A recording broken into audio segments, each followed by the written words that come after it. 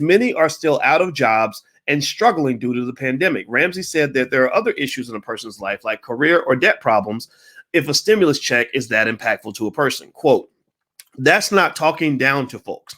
I've been bankrupt. I've been broke. I work with people every day who are hurting. I love people. I want people to be lifted up. But this is, again, it is just political rhetoric. That's a little bit of a strange statement, just because you say you're not talking down to folks, but you are kind of talking down to folks, right?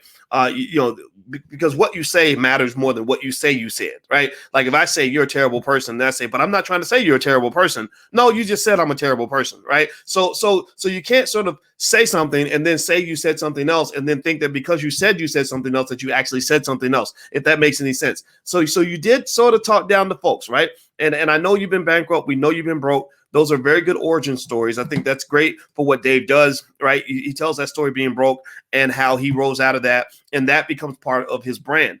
And I think that one of the things that Dave kind of has to sort of process, and I think he's probably processes, he's a smart man, is that when you've had the opportunity to make money by telling people how to make money, that puts you in an advantageous position relative to people that have to make money by implementing the things that you're teaching them to do.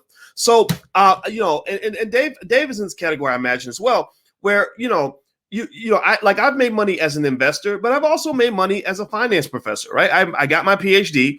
I've taught people about money for a long time, and you make money from that, which kind of gives you a little bit of a head start. You've got this special craft that allows you to do things like teach classes, write books, things like that, which accelerates your income base, right? And actually, believe it or not, no matter who you are, whatever your background is, you can actually do the same thing, right? A lot of you are teaching online, and those of you who aren't doing it, I encourage you to look into that, because I think that's a great way for you to monetize whatever it is that you can do. But the thing with Dave is that he's in a position where making money for him, because he's good at what he does, it's been very easy for him. And he's not just financially ahead just because he knows, not to spend too much on a couple of Starbucks coffee. He's not ahead just because he decided to stop eating fast food and he saved an extra $50 a week. He's not worth $500 million because he learned how to cut 10% off his grocery bill, right? So in a way, he's in this awkward position where he's a guy that's worth $500 million that's teaching people who make less than $50,000 a year how to pinch pennies. And that becomes a little bit of a paradox, because the billionaire ain't got to pinch pennies.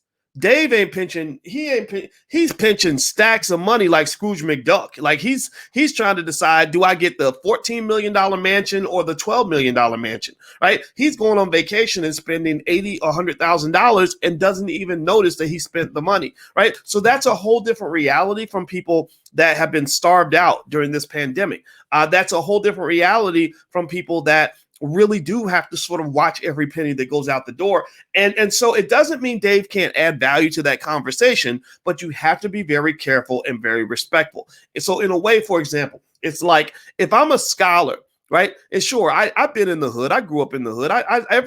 There's very few stories about being Black that you can't tell me that I can't say, yeah, I remember when I saw that kind of thing too, right? Whether you talk about poverty or not having a father or having your best friend get murdered, just stuff like that. Like I've seen all of that, right? But here's the thing.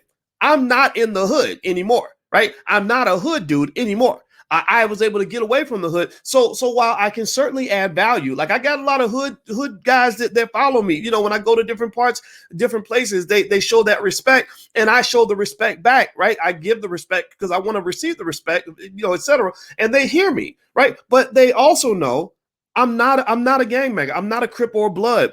I'm not living in the struggle like that anymore. So there has to be a certain degree of deference and empathy that I must provide to allow them to understand that look, I know that I can add value that can help you through your situation, but I don't know everything, right? I can't be overly condescending toward you about what you're dealing with because I'm not dealing with that particular thing at that particular level, right? So with Dave, Dave is smart. I think Dave Ramsey is a cool dude. He's all right, but you're not a single mother who's living off of $700 a month, in fixed income.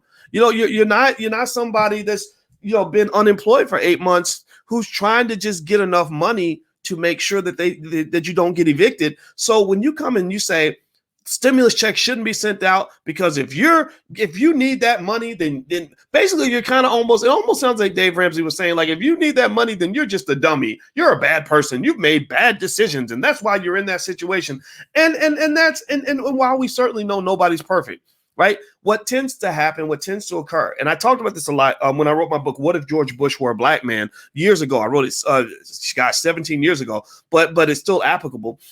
In the book, one of the things I pointed out was that when you're poor and bad things are happening to you, people that are not poor tend to put judgments on you that they wouldn't put on themselves.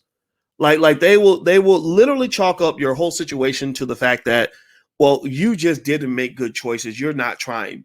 And I think that while you can certainly encourage people to make better decisions, you can certainly call out stuff, right? Like there's a difference. Let's just be clear. There's a difference between people that rise up and people that stay flat. So don't think that it's all the same. Don't think it's all just luck and like, Jesus blessed you and he didn't bless me. No. Choices matter. Choices matter. E40 had a great song called Choices, right? Everybody got choices, right? Anybody know that song? It's a really good song, by the way. Yeah, I think it's like, nope, yep, nope. And so anyway, I can't remember the lyrics of the song, but I love it. But it's true. Everybody's got choices. So maximizing your choices is really important. But I think that when you're critical of the choices of other people, I think it also helps to really try to understand the choices that they're faced with. And to be as helpful as you can in a way that shows as much empathy as you can possibly muster up. So anyway, let me keep reading. Do me a favor, hit the thumbs up button. If you haven't hit the thumbs up button, please do that.